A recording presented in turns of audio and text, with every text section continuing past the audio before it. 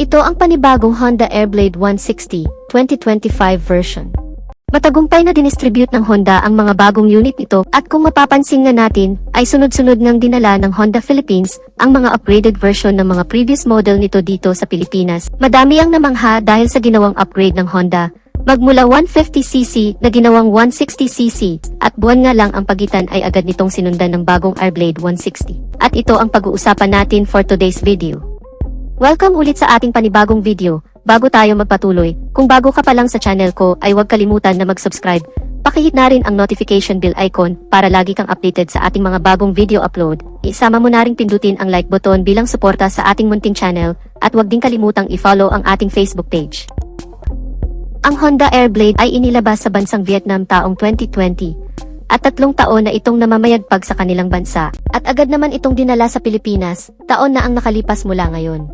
Ngayon alamin natin ang advantages ng features at specifications ng scooter na ito. Umpisahan na agad natin sa pinaka-heart ng motor, ang kanyang engine. Ang bagong Honda Airblade ay mayroong exact engine displacement na 157cc. Single cylinder, single overhead cam, 4-stroke, at ito ay equipped with ESP Plus engine o Enhanced Smart Power Plus, therefore ito ay naka 4 valves. Mapunta naman tayo sa kanyang engine performance.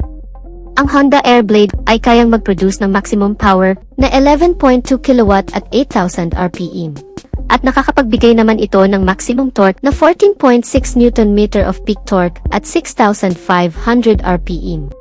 Mas mataas ang bilis nitong taglay at lakas kumpara sa mga ibang scooter dahil may bilis itong 11.2 kW at lakas na 14.6 Nm. Kaya pagdating sa top speed ay hindi ka dito mapapahiya dahil may ibibilis pa ito pagdating sa pabilisan.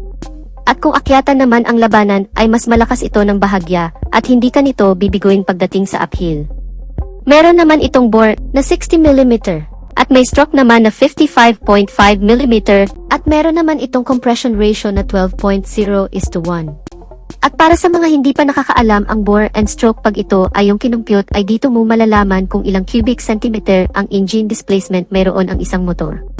Isa din sa pinagmamalaki ng scooter na ito ay ang kanyang liquid cooling system, gaya din ng iba pang mga 160cc ng Honda, pareho itong naka-liquid cool. Malaking advantage ito ng Honda Airblade kumpara sa ibang mga scooter, kaya panalong-panalo ka sa Honda Airblade 160 dahil naka-liquid cool na ito at kahit saan ka man magpunta malapit man o malayo, ay makakasigurado ka na always in, proper good condition palagi ang engine ng scooter.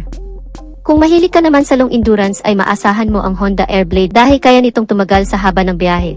Maghapon man o magdamag, kaya wala kang magiging problema pagdating sa overheating issue. Pag-usapan naman natin ang mga smart features na mayroon ang Honda Airblade 125. Una, ito ay equipped with ISS. Para sa mga hindi pa nakakaalam ang IECs o Idling Stop and Start System ay malaking bagay lalo na sa ma-traffic na lugar, gaya ng Metro Manila na nakakaranas ng matinding traffic dahil kapag nakahinto ang scooter sa stoplight o naipit sa matinding trapiko sa loob lamang ng 3 segundo, ang engine ng motor ay mag-automatic shut off upang makapagpahinga ang makina. At ang pinaka-main purpose nito ay pigilan ang nasasayang na gasolina habang nakahinto ka sa traffic. Dahil kung wala ang ISS, ang motorsiklo ay patuloy pa din sa pagkonsumo ng gasolina kahit nakahinto na at nakabase pa kung ilang minuto nakatigil ang scooter. Kaya mas madami na din itong maibubuga na emisyon na nakakasira sa ating kapaligiran. Kaya mayroon itong ISS para pababain ang fuel consumption at emission sa mga traffic situation. Pangalawa, ito ay equipped with CBS. Ang combination braking system ay mas reliable gamitin kumpara sa standard brake lamang dahil ang kagandahan ng CBS pag pinihit mo ang front or rear brake. Alinman sa mga ito ay magsasabay ng bahagya upang maibigay ang balancing braking power na kinakailangan ng scooter kapag ninais mong huminto, kaya malaking bagay din ang pagkakaroon ng combination brake kesa sa standard brake.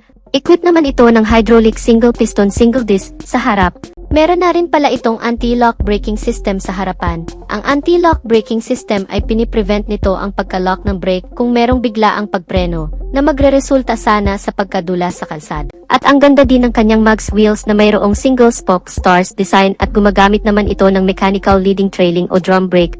Pangatlo, ito ay equipped with side stand cut-off switch. Ang function naman nito ay hindi aandar ang makina kapag nakababa ang side stand ng motor. Isa din itong safety features na maituturing. Pang-apat, ito ay equipped with USB charging port. Nasa ilalim ng upuan located ang USB, bagay na hindi masyado nagustuhan para sa ibang riders gaya ng mga mahilig mag-long rides na kinakailangan naka-charge palagi ang cellphone para sa magdamag na paggamit ng GPS. At sana sa next version ng Airblade ay ilipat na nila ang USB location, gaya ng sa Honda Click na nakalagay ang USB port dito sa harapan kaya ito ay easy access para sa isang riders. Pang-lima, ito ay equipped with smart keyless system. Yes, hindi na ito gumagamit ng mechanical key at lahat ng version ng Honda Airblade 160. Ang kagandahan naman kapag naka-smart key ay syempre effortless na ang pag-on and off sa scooter. Dahil pa remote ka na lang pagbubuksan mo ito, kaya ito ay very secured at mayroon na din itong answer back system at anti-theft alarm na dagdag security assurance, bagay na kapaki-pakinabang sa lahat ng mga Honda users. Mapunta naman tayo sa kanyang suspensions. Sa harap ito ay naka-telescopic fork at meron naman itong dual shock absorber dito sa likod. Ang kagandahan sa naka-dual shock ay ideal ito sa mga heavy loads dahil mas mabigat ang kaya nitong buhatin at ikarga o di kaya ay pag mayroon kang iangkas at mas balance ang force na kaya nitong ibigay na nagpapanatili sa mataas na stability ng motorsiklo at mas maganda ang bouncing performance nito pagdating sa mga heavy workloads. Meron naman itong fully digital dashboard na very detailed at lahat ng information ay makikita mo dito. Ang kagandahan din nito ay meron na itong built-in voltmeter para sa battery health monitoring.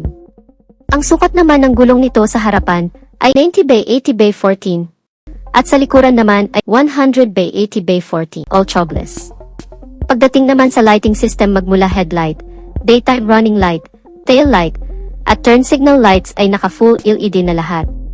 Meron naman itong fuel tank capacity na 4.4 liters at ang kagandahan ng kanyang fuel tank ay nasa harapan kaya less hassle na din dahil hindi mo na kailangan buksan ang upuan para magpagasolina. Isa din ito sa kanyang advantage dahil ang kanyang underseat storage ay mas malaki dahil nga nasa harap na ang kanyang fuel tank kaya ang lawak ng kanyang compartment at kasya na dito ang isang full face na helmet. Meron naman itong fuel consumption na 50 km per liter. Very user-friendly naman ang kanyang ground clearance na merong 141 mm at mayroon naman itong seat height na 775 mm kaya swak ito sa height ng mga Asian na may average height lamang. Therefore, kayang-kaya itong imaniobra ng 5'2" ang height pataas at kung usapang top speed naman, ito ay umaabot ng 115 km per hour. May bigat naman itong 113 kilograms. Last but not the least, ang bagong Honda Airblade ay mayroong suggested retail price na 125,900 pesos. So dito na natin tatapusin ang video natin mga ka-Wizard Moto.